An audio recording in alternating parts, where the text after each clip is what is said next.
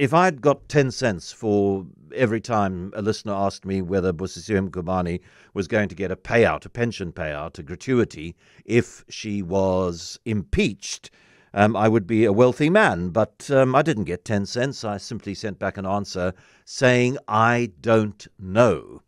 Mohammed Hussain, a News 24 journalist, has been looking into this and doing a lot of research and speaking to a lot of people. And Mohammed, good afternoon. You don't know either. Yes, John. Good afternoon, and good afternoon to the listeners. Yeah, it seems like it's the law's pretty silent to what happened to a public protector after they impeached. But does the law or the regulations or whatever one calls them, which set out conditions of service for the public protector, do those say that a public pension will be paid and a gratuity will be paid, or is that just what has happened in practice? It's precedent through practice rather than precedent through legislation.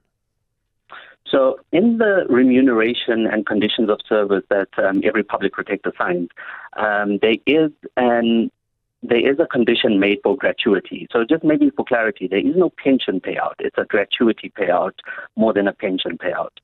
And yeah, as you mentioned, every public protector since the inception of the office has got a gratuity payout at the end of their term. And in this case, with the first public protector that's been impeached, and in the conditions of service that they sign, there is no clarification what happens after that. So there is at least a precedent in the sense of the conditions of service that each public protector signs.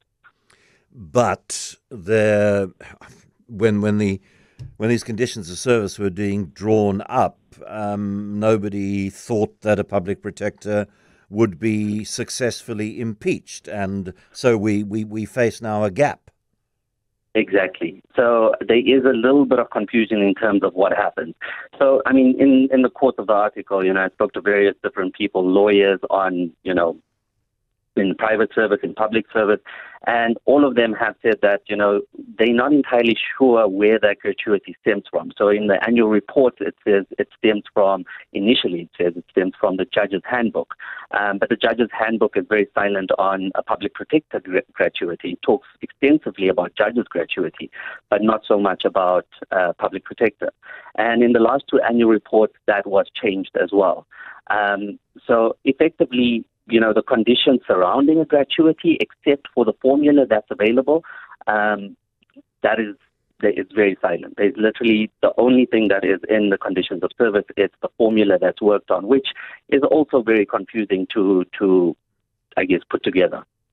You do seem to establish with some certainty that she won't be paid for the last month of what would have been a full 7-year term, because the impeachment order was approved, or the impeachment recommendation by the National Assembly was approved and made law by the President a month before that 7-year term came to an end. So she has been receiving a salary, despite the fact that she has been suspended for some time now, but her term of office has already come to an end, so the last month she doesn't get paid for the roughly 200,000 rand a month that she was being paid. Yes, correct. So, I mean, because the president effectively fired her, that last month's salary falls away, and any allowances that she would have gotten in that period as well, in that last month, also falls away. And I presume, this is where it gets into the courts, and I don't know whether she is going to write a letter, send a lawyer's letter of demand for the money on the grounds that previous public protectors have got it. She did have a news conference a couple of months ago, 6 weeks ago, where she said, I've earned it, it's mine, it must come to me. And her claim will be based on precedent. But the counterclaim will be that she's establishing precedent by having been fired. Exactly that. And I mean, the thing is, it's the Office of the Public Protector themselves who have to make that determination. So, I mean, as the chairperson of the Section 194 Commission explained, they would the Office of the Public Protector would have to seek legal opinion of that. But he's of the view, or at least he advises them to look at the conditions of employment, which towards the end of the document does make mention of 3 factors in terms of, I guess, but it's in relation to something different. But essentially, they do set out the idea of the removal from office. So one is the removal of office, and it doesn't say by what means.